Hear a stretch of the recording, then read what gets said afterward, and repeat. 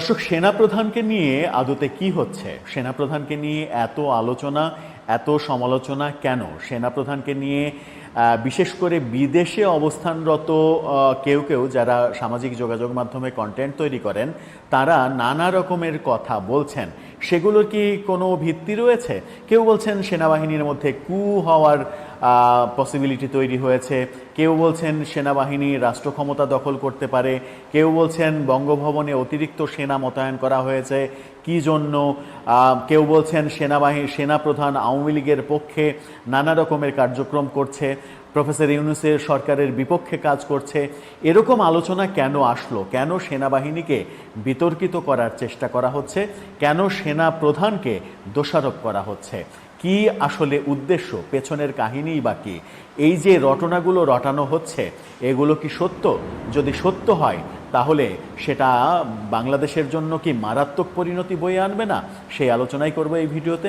বলছিলাম, সেনা প্রধানকে নিয়ে এত কথা কেন হচ্ছে? সেনাপ্রধানকে নিয়ে নানা রকমের কথা ছড়িয়েছে। তিনি বঙ্গভবনে অতিরিক্ত সেনা মোতায়েন করেছেন এবং সেনাবাহিনীর মধ্যে তিনি বলেছেন যে বঙ্গভবনে যে কোনো সময় রাষ্ট্রপতির বিরুদ্ধে লং মার্চ হতে পারে, রাষ্ট্রপতিকে সরিয়ে দেওয়ার চেষ্টা করা হতে পারে। সেই লং মার্চ যেন ঠেকানো যায় সেই কারণেই অতিরিক্ত সেনা মোতায়েন করা হয়েছে। আবার কেউ কেউ বলছেন যে ডক্টর ইউনূসের সঙ্গে সেনাপ্রধানের সম্পর্কটা রিসেন্ট ভালো যাচ্ছে না, সেনাপ্রধান চাননি আওয়ামী লীগের বিরুদ্ধে কোনো অ্যাকশান নিতে, সেই কারণেই প্রফেসর ইউনূস সেনাপ্রধানকে সরিয়ে দেওয়ার কথা চিন্তা করছেন।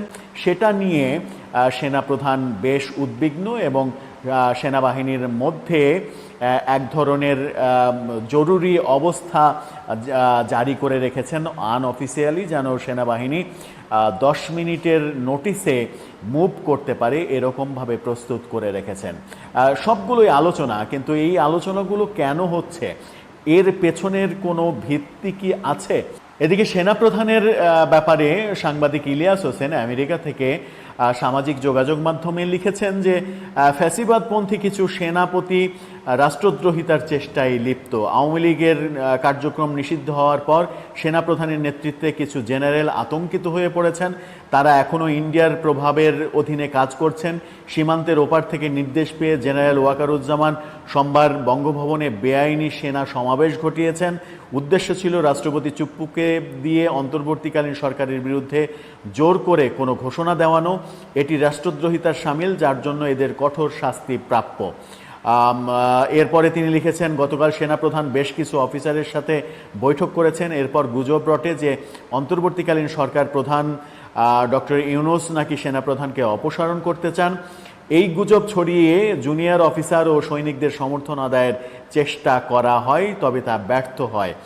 আগামী কয়েকদিন বাংলাদেশে সেনা অভ্যুত্থানের ঝুঁকি থাকতে পারে, তবে তরুণ অফিসার এবং সাধারণ সৈনিকদের সমর্থন না পাওয়ায় শীর্ষ জেনারেলদের সফল হওয়ার সম্ভাবনা কম, এমন কথা ইলিয়াস হোসেন লিখেছেন।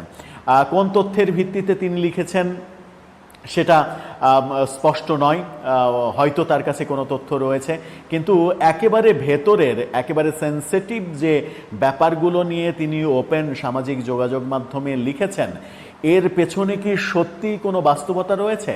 ব্যাপারগুলো কি সত্য, কিংবা সত্যের আংশিক হলেও কি এর বাস্তবতা রয়েছে? যদি থাকে তাহলে সেটা বাংলাদেশের জন্য খুব একটা সুখকর নয়। আবার দেশপ্রেমিক সেনাবাহিনীকে বিতর্কিত করাও কোনোভাবে শুভবুদ্ধির উদয় বলেও মনে করেন না বিশ্লেষকরা। সেনাবাহিনী নিয়ে যে ধরনের বিতর্ককে উস্কে দেওয়া হচ্ছে, কোনো ইউটিউবার বলার চেষ্টা করছেন যে সেনাপ্রধান সেনা নিবাসে, প্রত্যেকটা সেনা নিবাসে জরুরি নোটিশ দিয়ে রেখেছেন, যেন নোটিশ দেওয়ার সাথে সাথে 10 মিনিটের মধ্যে তারা মুভ অন করতে পারে, বেরিয়ে আসতে পারে, যে কোনো মুভমেন্টে যেতে পারে, এরকম অবস্থা তৈরি করে রেখেছেন। সেই অবস্থা জারি করা হয় মূলত জরুরি প্রয়োজনে, জরুরি কোনো কার্যক্রম হতে চলেছে এরকম আভাস থাকলে এরকমটা হয়।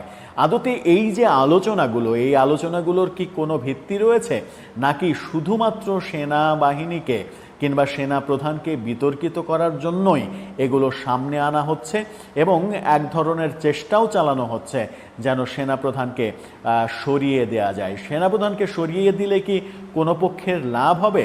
কিছুদিন আগে হাসনাত আবদুল্লাদের কর্মকাণ্ড সেনাপ্রধানের বিরুদ্ধে, সেই কর্মকাণ্ডের পরে আমরা জেনেছিলাম যে সেনাবাহিনীর ঐক্য তৈরি হয়েছে প্রচণ্ডভাবে। সেনাবাহিনীর মধ্যে কিছুটা ফাটল থাকলেও হাসনাতরা যখন সেনাপ্রধানকে বিতর্কিত করেছে, সেনাবাহিনীকে বিতর্কিত করেছে, তখন পুরো সেনাবাহিনী একাট্টা হয়েছে এবং এই ধরনের যে কোনো পরিস্থিতি মোকাবেলার জন্য তারা একমত হয়েছে, সেনাপ্রধানকে দায়িত্ব দিয়েছে। এরকম নানা খবর আমরা শুনেছি, কিন্তু বাস্তবতা আসলে ক্যান্টনমেন্টের ভেতরের বাস্তবতা বুঝে ওঠাটা খুব মুশকিল।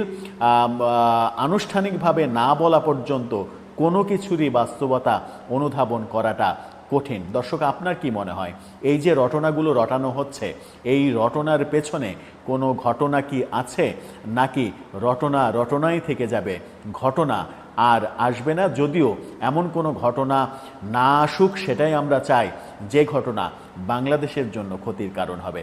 দর্শক, আপনার মতামত জানিয়ে লিখতে পারেন আমাদের কমেন্ট বক্সে।